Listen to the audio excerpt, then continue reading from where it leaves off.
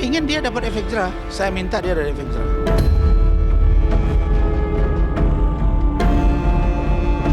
Saya minta segera naik sidik dan tersangka.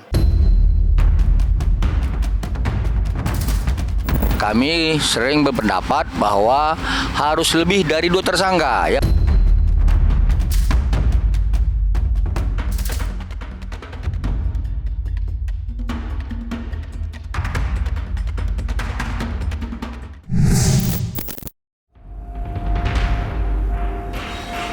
Rasman Arif Nasution siap mengadukan penyidik Polres Metro Jakarta Selatan ke Propam atas tuduhan mempermainkan hukum terkait laporannya terhadap Nikita. Hal itu disampaikan Rasman usai mendatangi Polres Metro untuk menanyakan perkembangan laporan yang dibuatnya. Meski Nikita sedang dihadapkan kasus lain dan harus mendekam dalam tahanan, Rasman tidak akan mencabut laporannya. Hal itu dilakukan Rasman lantaran ingin membuat Nikita jera. Seperti diketahui sebelumnya, Rasman melaporkan Nikita dengan 2 tuduhan sekaligus, yakni penganiayaan dan pencemaran nama baik. Lantas, seperti apa perkembangan laporan Rasman terhadap Nikita Mirzani belum lama ini?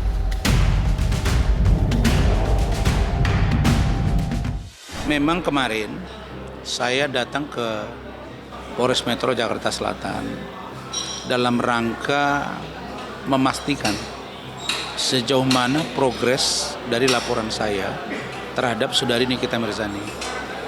Oleh karena Nikita Mirzani panggilan pertama, panggilan kedua untuk klarifikasi sebelum dia ditahan di Polda Metro itu sudah 2 kali panggilan dan dia tidak hadir.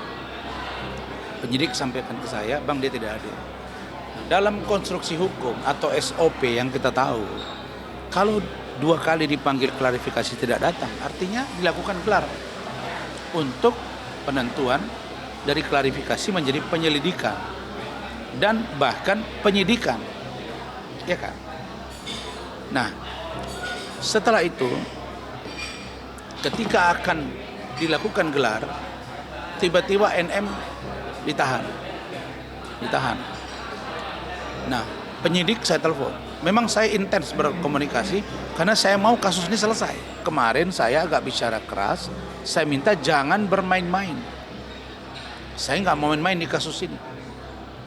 Nah, lalu kemudian beliau janji dan tadi saya sudah berkomunikasi dengan Pak Kapolres. Memang saya ingin dia dapat efek jerah. Efek jerah. Saya minta dia dapat efek jerah. Saya sudah WA Pak Kapolres, sudah beliau jawab akan tensi ya. Saya minta segera naik sidik dan tersangka. Nanti dibahasnya bukan sekarang. Ya. Sudah terlalu lama. Laporan saya Oktober. Ya, kejadiannya 23 September. Bahkan malam itu juga, tapi saya buat laporan yang lebih lengkap Oktober. Sekarang Oktober, November, Desember, Januari, Maret. Sudah 5 bulan. Apa ini? Pak Kapolda, lihat perkembangan di Polres Jaksel ini. Kapolres, Anda WA saya atensi, tapi tidak berjalan atensimu. Ya, saya selama ini sudah berupaya untuk lembut, baik.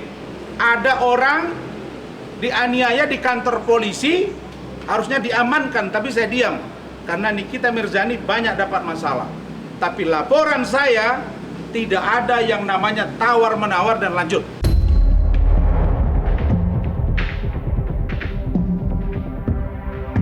Nikita tidak hanya berurusan hukum dengan Rasman, tetapi juga dengan Reza Gladys. Bahkan atas laporan yang dibuat Reza, Nikita harus mendekam dalam tahanan setelah ditetapkan menjadi tersangka dalam kasus pemerasan.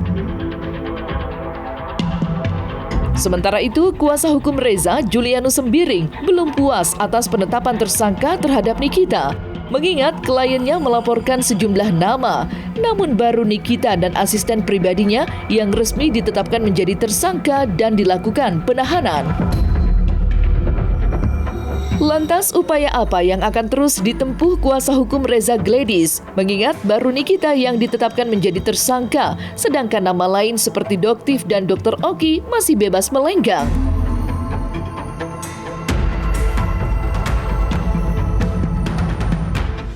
terhadap laporan klien kami atas nama Reza Gladys, bahwa sebagaimana yang kita ketahui bersama, bahwa dari 3 yang terlapor oleh klien kami, sudah ada 2 orang yang tersangka dengan inisial NM dan inisial IM, yang kemudian sekarang sudah naik status menjadi tersangka dan sudah ditahan di Polda Metro Jaya.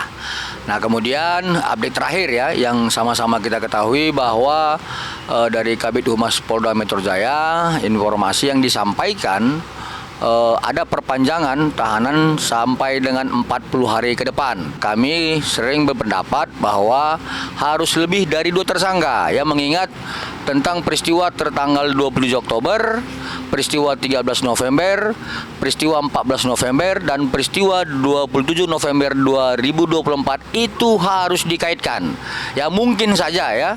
Jadi itu sehingga kemudian jaksa penuntut umum meminta petunjuk-petunjuk lain terhadap penyidik terhadap hal itu. Jadi dalam hari ini kami menduga ada 2 kemungkinan. Pertama adalah mungkin ya kurangnya saksi atau hal yang lain yang menurut jaksa harus dipenuhi sebagaimana pasal yang kami laporkan dan yang dipersangkakan sebagaimana pasal 368, pasal 27B ayat 2, kemudian pasal 345 TPPU, dan yang kedua mungkin ya jaksa penuntut umum merasa bahwa ada tersangka lain harus ditetapkan oleh penyidik sebagaimana apa yang kami sampaikan selama ini. Demikian. Sebagaimana laporan klien kami tertanggal 3 Desember 2024 itu ada 3 orang yang dilaporkan oleh klien kami. Dan kemudian terhadap pengembangan hasil penyidikan itu ada 1 orang lagi yang dipanggil, dimintai keterangan oleh penyidik dengan inisial Dr. S. Sehingga terhadap hal ini semua kami melalui SP2HP dari pihak penyidik Polda Metro Jaya mendapatkan informasi secara resmi ada 4 orang yang sebelumnya sudah dipanggil untuk dimintai keterangan, tetapi hanya 2 yang ditetapkan menjadi tersangka ya. Jadi kembali seperti yang kami sampaikan tadi, mungkin saja ya kemungkinan yang kedua adalah jaksa penuntut umum merasa bahwa harus adanya tersangka tambahan lainnya seperti itu. Keterkaitan peristiwa 4 momen itu ya, 27 Oktober, 13, 14 dan 27 November itu tidak boleh harus hanya 2 tersangka ya, hanya 2 tersangka. Harus lebih 2 tersangka ya. Jadi kami berpendapat memang Dr. O ini dan Dr. S memang seharusnya menjadi tersangka juga. Tetapi kan itu juga kami kembalikan kepada pihak penyidik untuk memenuhi apa-apa yang menjadi petunjuk dari pihak jaksa ya. Tapi kami juga berharap bahwa apa yang disampaikan oleh jaksa sama seperti yang kami sampaikan, seperti itu.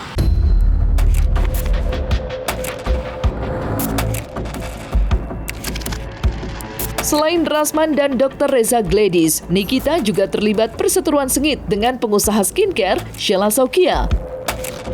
Bahkan Sheila sudah melaporkan Nikita atas dugaan pencemaran nama baik. Menanggapi laporan tersebut, kuasa hukum Sheila, Petrus Balapationa, menyebut jika kliennya sudah dilakukan pemeriksaan atas laporan yang dibuatnya. Kini nasib apes harus dihadapi Nikita. Setelah masa penahanannya diperpanjang, maka dipastikan Nikita tidak dapat berkumpul dengan keluarga merayakan Idul Fitri. Alih-alih menyantap ketupat bersama keluarga tercinta, Nikita harus meringkuk di dalam sel merayakan Lebaran dengan para tahanan lainnya. Dan apa kata kuasa hukum Sheila Saukia atas undangan klarifikasi terkait laporannya terhadap Nikita?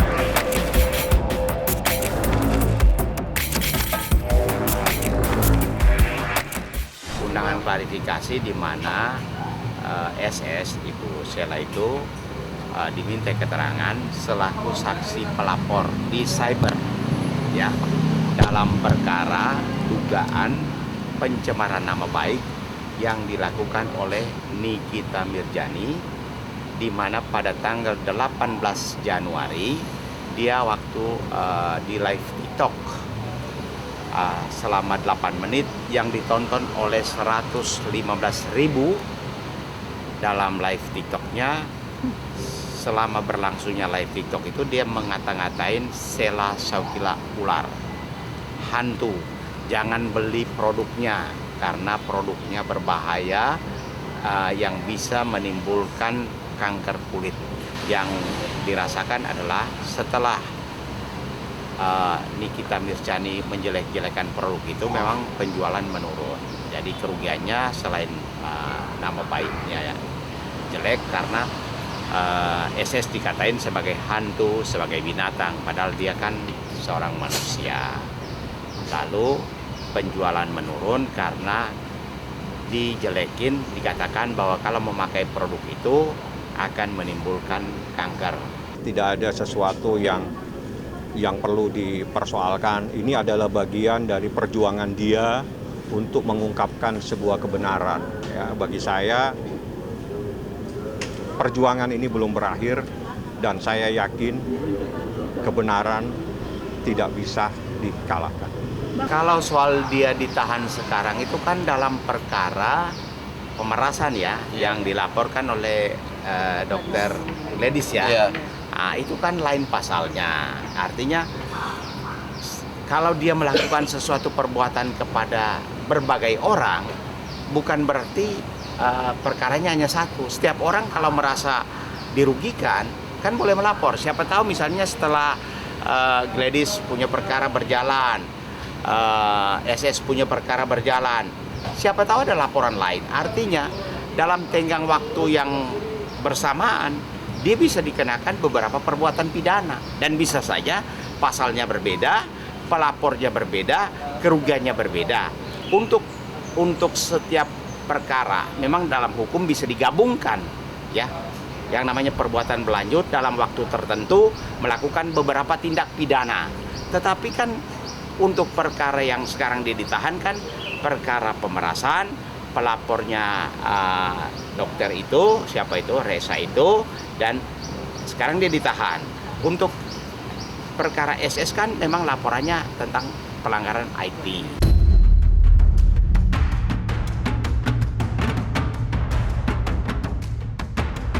Nah, selesai sudah Cumi Lovers. Jangan lupa untuk like, subscribe, dan juga share channel YouTube Cumi Cumi.